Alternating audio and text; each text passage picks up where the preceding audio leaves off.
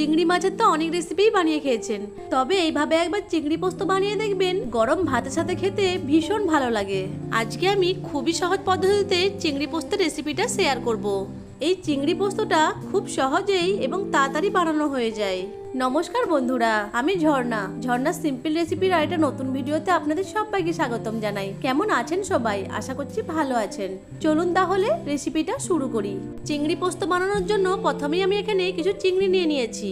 এখন চিংড়িগুলোকে কেটে বেছে ভালো করে ধুয়ে নেব। চিংড়িগুলোকে কেটে বেছে নিয়ে ভালো করে ধুয়ে নিয়েছি। এবার চিংড়িগুলোকে ম্যারিনেট করে নেব। তার জন্য এখানে দিয়ে দিচ্ছি হাফ চামচ লবণ আর হাফ চামচ হলুদ গুঁড়ো। লবণ আর হলুদ গুঁড়োটাকে চিংড়ির সাথে খুব ভালো করে মিশিয়ে নিচ্ছি।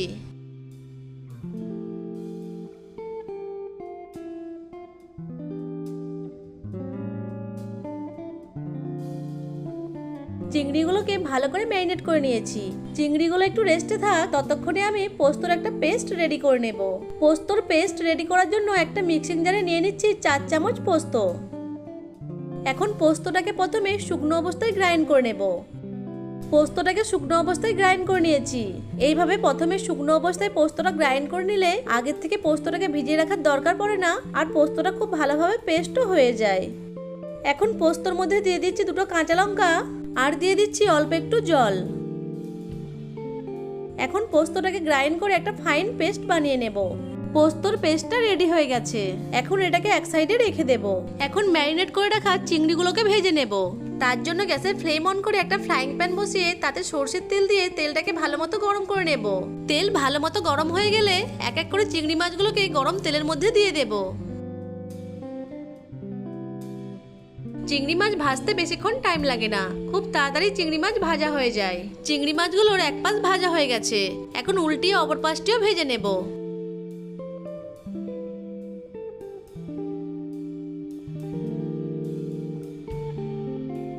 চিংড়ি মাছগুলোর দুপাশ ভালো করে ভাজা হয়ে গেছে। এখন তেল ঝরিয়ে তুলে নেব।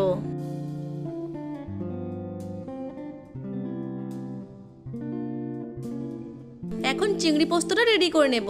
তার জন্য একটা কড়াই নিয়ে তাতে সরষের তেল দিয়ে তেলটাকে ভালোমতো গরম করে নেব।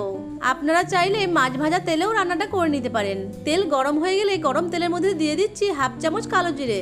কালো জিরেটাকে নেড়ে চেড়ে কয়েক সেকেন্ড সময় ধরে ভেজে নেব। এখন তেলের মধ্যে দিয়ে দিচ্ছি একটা মিডিয়াম সাইজের মিহি করে কুচিয়ে নেওয়া পেঁয়াজ আর দিয়ে দিয়েছি 2টো চেরা কাঁচা পাকা লঙ্কা। পেঁয়াজটাকে নেড়ে চেড়ে ব্রাউন কালার করে ভেজে নেব।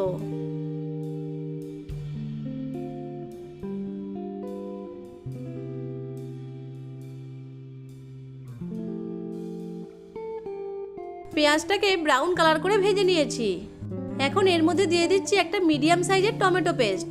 টমেটো পেস্টটাকে মিশিয়ে নিয়ে ভেজে নেব যতক্ষণ না টমেটো পেস্টের কাঁচা গন্ধটা যায়।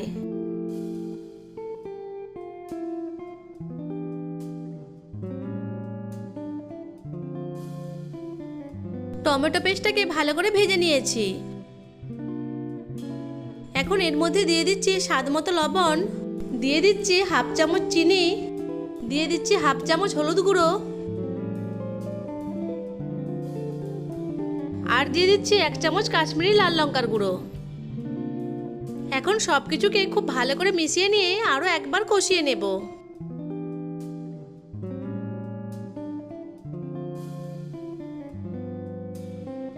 কষানো হয়ে গেছে আর তেলও ছেড়ে দিয়েছে। এখন এর মধ্যে দিয়ে দিচ্ছি পেস্ট করে রাখা পোস্তটা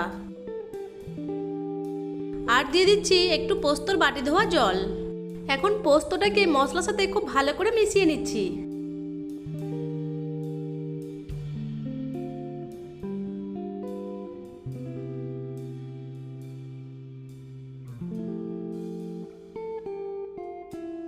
এখন পোস্তটাকে খুব ভালো করে কষিয়ে নেব যতক্ষণ না পর্যন্ত পোস্ত থেকে তেল ছেড়ে দেয়। পোস্তটাকে ভালো করে কষিয়ে নিয়েছি আর পোস্ত থেকে তেলও ছেড়ে দিয়েছে। এখন ভেজে রাখা চিংড়ি মাছগুলোকে পোস্তর মধ্যে দিয়ে দিচ্ছি। নেড়ে চেড়ে পোস্তর সাথে চিংড়িগুলোকে খুব ভালো করে মিশিয়ে নিচ্ছি। পোস্তর সাথে চিংড়িগুলোকে খুব ভালো করে মিশিয়ে নিয়েছি।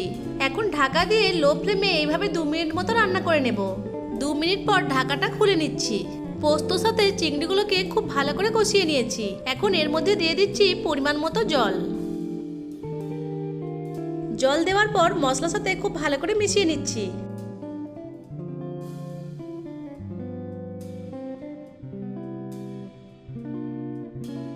আরও একটু জল দিয়ে ভালো করে মিশিয়ে নিচ্ছি।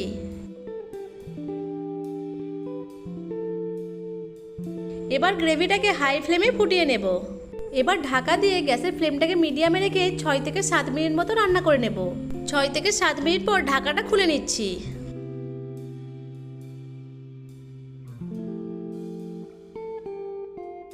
এবার এর মধ্যে দিয়ে দিচ্ছি 1/4 চামচ মতো গরম মশলা গুঁড়ো। গরম মশলা গুঁড়োটাকে গ্রেভির সাথে ভালো করে মিশিয়ে নিচ্ছি।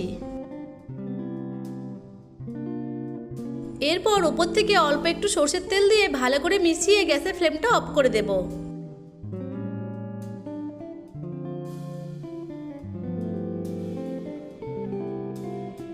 ভীষণ টেস্টি চিংড়ি পোস্তটা আমার রেডি হয়ে গেছে। এখন ঢাকা দিয়ে 3 থেকে 4 মিনিট মতো স্ট্যান্ডিং টাইমে রেখে দেব। 3 থেকে 4 মিনিট পর ঢাকা খুলে একটা পাত্রে সার্ভ করে দেব। দেখলেন তো কত সহজেই দুর্দান্ত স্বাদের চিংড়ি পোস্তটা তৈরি হয়ে গেল। দেখুন চিংড়ি পোস্তটা দেখতে কতটা লোভনীয় হয়েছে, খেতেও কিন্তু দুর্দান্ত হয়। গরম ভাতে জাস্ট জমে যাবে। আশা করছি আজকের রেসিপিটা আপনাদের কাছে ভালো লেগেছে। ভালো লেগে থাকলে আমার ভিডিওটিকে লাইক, কমেন্ট, শেয়ার আর চ্যানেলটিকে সাবস্ক্রাইব করে পাশে থাকা বেল আইকনটিকে অন করে রাখবেন আমার পরবর্তী ভিডিওর নোটিফিকেশন সবার আগে পাওয়ার জন্য। ভিডিওটা প্রথম থেকে শেষ পর্যন্ত দেখার জন্য আপনাদেরকে অসংখ্য ধন্যবাদ।